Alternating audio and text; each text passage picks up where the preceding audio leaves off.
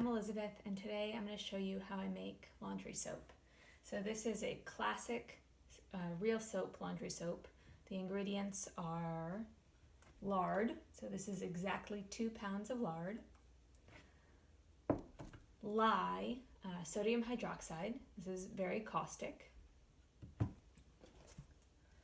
washing soda, borax, and water. That's it. That's all we're going to use. And the equipment that you're going to need is a 5-gallon bucket and a whisk or spoon for stirring. You'll need some safety equipment. You'll need, at the very minimum, full body clothing, closed-toed shoes, eye protection, and gloves to protect your hands from the sodium hydroxide. And you're going to need an accurate scale that weighs down to the gram. Okay, I'll show you what we're going to do. So this is a really cool soap recipe for a couple of reasons. The first is that we're doing it in water the whole time. So we're not making a bar of soap and then grating it up into laundry soap, and that makes it way easier. The second way that it's really cool is that we're letting the saponification process happen over the 3-day period. So we're not starting it with heat, and we're not going to use a stick blender or an immersion blender to initiate the saponification reaction. Instead, we're just going to let it all happen in the bucket over 3 days. And those 2 steps make this whole thing happen so much easier and with less chance of bad things going wrong than if you were making traditional soap, like body soap, that you'd put into a mold.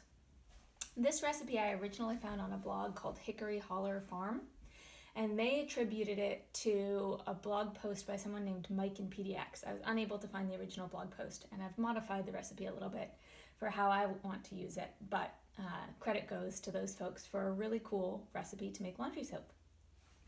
So we're going to calculate how much lye we need to react fully with our 2 pounds of lard, so that there's no excess fat left over and that there's no excess lye left over. This is what it means to create a 0% superfat soap. This means that it'll be very cleansing, which is what we want for a laundry soap. So, of course, you can just use my recipe here and use 9, for every 2 pounds of lard, you can use 127.91 grams of pure sodium hydroxide.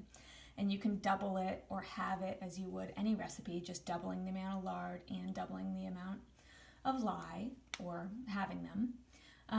But it's good to know how to do the calculation if you wanted to, say, use a different fat, which would have a different saponification value, which is this orange highlighted number here.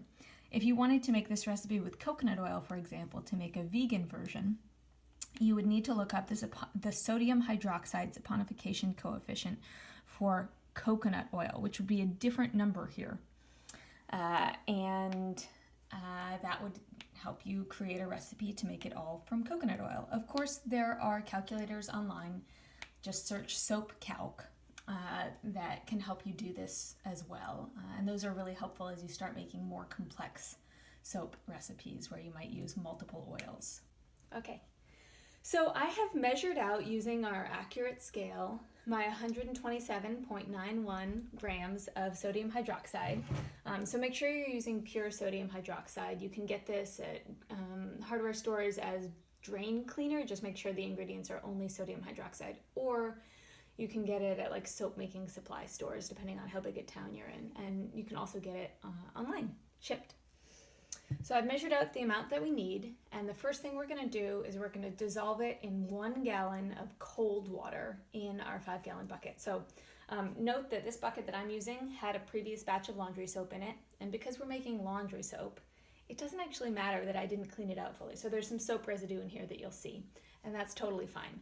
So I'm going to add now my 127 grams of sodium hydroxide to 1 gallon of cold water. Bring it closer so you can actually see.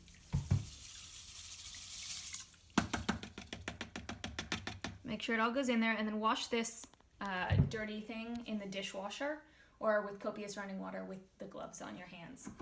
I'm going to stir it up, and note that when you're dissolving lye in water, this reaction is exothermic, meaning it will get hot. Because we're reacting it in what's considered an excess of water here with a whole gallon, it's only going to get barely warm instead of very, very hot, as can happen if you're doing it in a little bit less water. But know that it'll get cloudy. You'll feel some chunks on the bottom as you stir, and the solution will get warm. So stir it around a couple times and then let it sit to keep dissolving while we move on to the next step. And in this case, the next step is melting our lard to add to this mixture. Okay, so my lye has had some time to dissolve in the water here, and now it's no longer cloudy. I can see that it's clear, and I'm going to add the rest of my ingredients. So I've melted that 2 pounds of lard. This is that 2 pounds of lard that I was using. It's hot, so I'm going to use this, and I'm going to pour it into our solution here.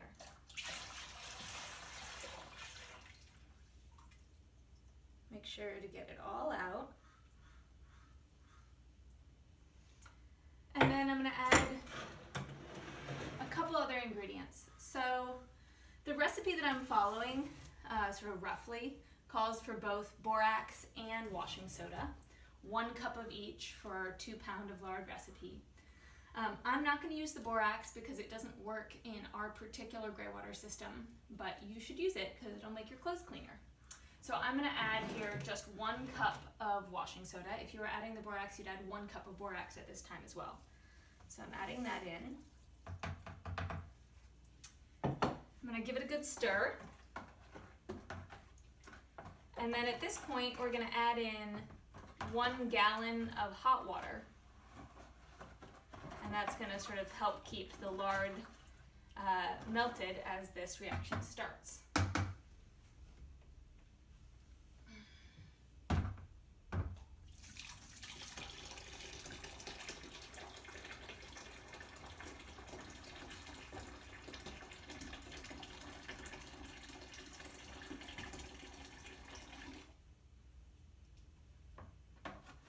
So as you pour this in, and as it settles and as you stir it around, you'll sort of notice that with time, the lard is going to settle on the top in sort of a thin layer as it separates from the water.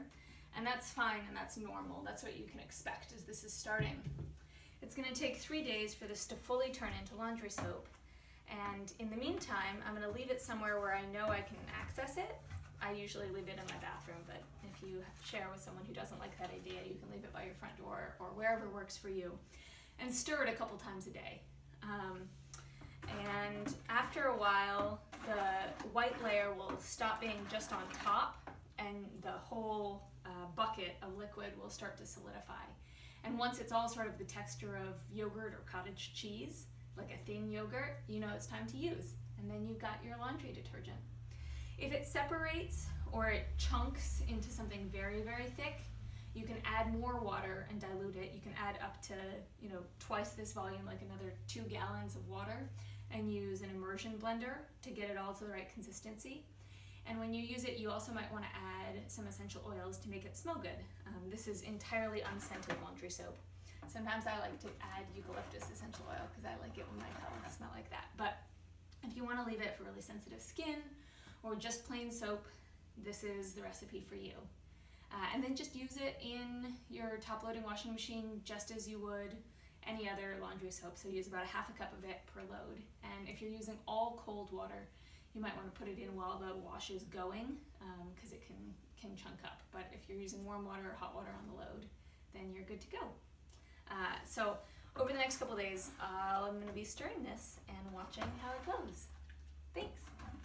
So we're at 24 hours and I'm stirring.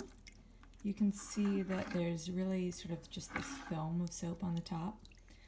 You might think, this isn't working. I've just made a bucket of caustic slop. Have faith, the process is still going. Give it a stir and set it back in the corner to hang out. Hey, so it's been about 2 days and I wanted to show you guys what it looks like now. It's sort of turned to this grainy texture. We've still got the soap floating on the surface, but the layer of soap on the surface is significantly thicker than it was, and it's starting to come together into this sort of more of a soap mass. So I just wanted to show you guys what the soap looks like after we've been using it for a couple months. So, and how to use it. So when we use this as laundry soap, we're putting about 1/2 cup to 3/4 cup in per load, and just using it like a normal laundry soap. And the other thing is that you can use it to pre-treat stains just as you would any other stuff. So soak in cold water with the laundry soap, and that can help get stuff out. Come a little bit closer and you can see the consistency. I've just reconstituted this because I thought it was a little bit thick. So I added some extra water and I put a stick blender in it, and now it's perfect laundry soap consistency yet again. So let me know if you try this recipe and if you like it or if you have any questions. Happy clothes washing.